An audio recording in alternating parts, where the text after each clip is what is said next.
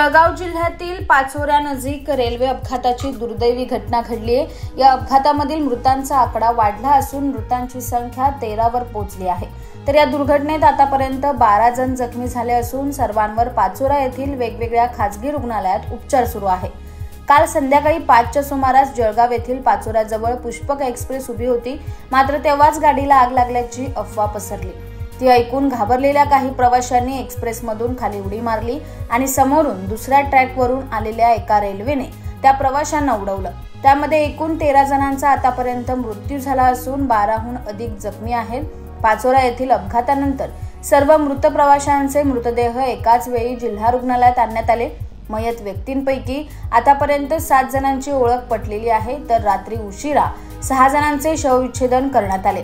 जिल्हा रुग्णालयाच्या इतिहासात पहिल्यांदाच मध्यरात्री शवविच्छेदन करण्याची प्रक्रिया पार पडली। उर्वरित 6 जणांची अद्यापही ओळख पटलेली नसून त्यांची ओळख पटवण्याचं आव्हान प्रशासनासमोर आहे।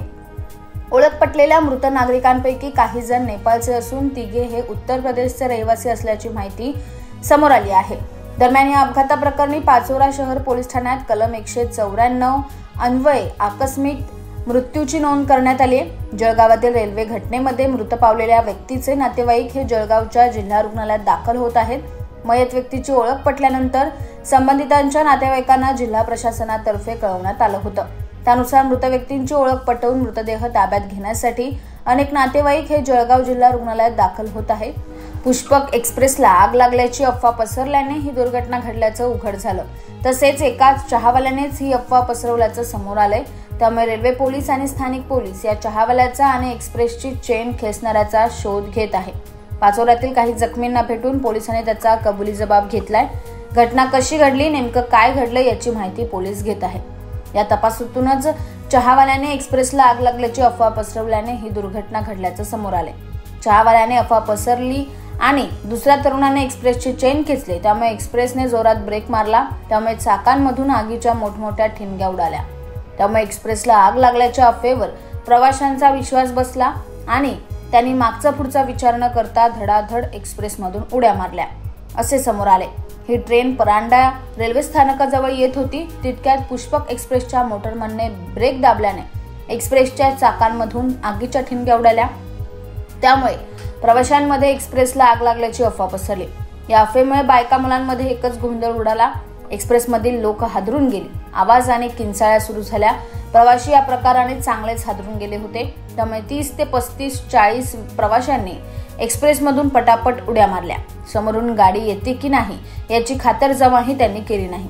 तेवढ्यात समोरून बंगळूर एक्सप्रेस आल्याने बंगळूर एक्सप्रेसने अनेकांना चिरडलं। त्यात आतापर्यंत 13 जणांचा मृत्यू झाला असून अनेक जण जखमी आहेत।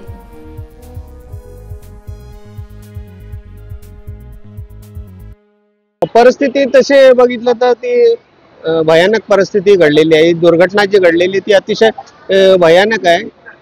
एक थोडीशी मिसअंडरस्टँडिंग झाली आणि त्याच्यामधून ही दुर्घटना घडलेली आहे।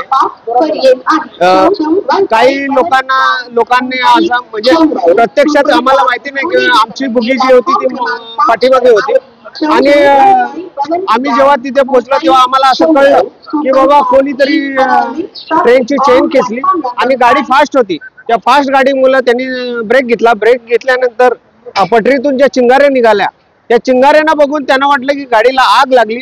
त्यांनी गाडी थांबताच क्षणी त्यांनी दोन्ही साईडने दरवाजाच्या दोन्ही साईडने उड्या मारल्या। पण दुर्दैव असं की राईट साईडनं बेंगलोर एक्सप्रेस येत होती आणि त्याच्यामध्ये तात्काळ जी 12 लोक होती ती चिरगली गेली आणि काही जखमी आहेत। आता त्यांचं काय झालं ते आम्हाला माहिती नाही आणि अडकलेली लोक होती। पण आम्ही जे मृतदेह पाहिले, जे अडकलेले 2 मृतदेह पाहिले ते पाहिलेले आहेत। बाकी जी सांगतात लोक की 12 लोक चिरंगली गेली, तर ही एवढीच माहिती आहे आम्हाला। पण ती परिस्थिती खूप भयानक होती। मी लखनौ वरून प्रवास करत होतो कल्याणपर्यंत आणि ही दुर्घटना जळगावच्या पुढचं जे स्टेशन आहे पाचोरा त्या ठिकाणी घडलेली आहे। 4-4:30च्या दरम्यान ही घटना घडलेली आहे। खरोखर आज जो बघितला प्रसंग तो फार वाईट प्रसंग होता। आम्ही स्वतः प्रत्यक्ष डोळ्यांनी पाहिलेला आहे की लोकांचा जीव जाताना ट्रेन खाली जे पडले त्यांचा जीव गेला ते आम्ही डोळ्याने बघितले। मी मृत्यूदेह बघितला, कपडे अंगावरचे फाटले होते, वाकडे हात तुटला होता, कशा प्रकारचे हे झालं होतं म्हणजे आम्ही पाहिलं। आणि हे सगळ्या घटना असताना माननीय केंद्रीय मंत्री आठवले साहेब यांनी आम्हाला फोन करून विचारलं का घटना कशी झाली, कारण की न्यूजवर बघितलं संदीप जाधव दिनेश जाधव हे आहेत, त्यांनी आम्हाला फोन केलं का कशी घटना आली आणि त्यांनी फोनची चौकशी केली आणि त्यांनी ती मागणी केली। मी मुख्यमंत्री साहेबांचा पण आभार व्यक्त करतो, त्यांनी पण ताबडतोब प्रत्येक मृत्यूला 5 लाख रुपये डिक्लेअर केले। खरोखर आपल्या महाराष्ट्राला एकदम चांगला मुख्यमंत्री भेटलेला आहे आणि असे खरोखर एकदम चांगलं काम झालेलं आहे, एवढे बोलू शकतो। आम्ही जेव्हा गाडी आम्हाला जिथे थांबली असं जर जाणवलं, आम्ही पटापट बाहेर उतरल्यानंतर आम्ही बघितलं की त्या गाडीतून काही लोक कटली होती आणि ती वातावरण बघून आम्ही अक्षरशः सगळेच घाबरलो होतो। तर त्या डब्यामध्ये किती लोक घाबरले असतील आणि त्यावेळी लोकांनी कशा उड्या मारल्या असतील आणि असा प्रकार हा एकदम दुःखद आहे। आणि आम्ही जाऊन तिथे आम्हाला एवढं मदत आणि तुम्हाला जे कळवण्याचं काम आम्ही जे केलेलं आहे। आणि पण मला असं वाटतं का जी रेल्वेनी ही गाडी 1.5 तास लेट होती आणि त्यानंतर भुसावळच्या नंतर तिने जो स्पीड पकडला होता त्या स्पीडमुळे मला वाटतं त्या थोडाफार काय मिसगाईड झाला काही लोकांचा आणि त्यांना वाटलं आग लागली असेल आणि कोणतरी ती चेन खेचली असेल आणि चेन खेचल्यामुळे ती अफरातफरी झाली आणि त्याच्यामुळे हा प्रकार घडलेला आहे।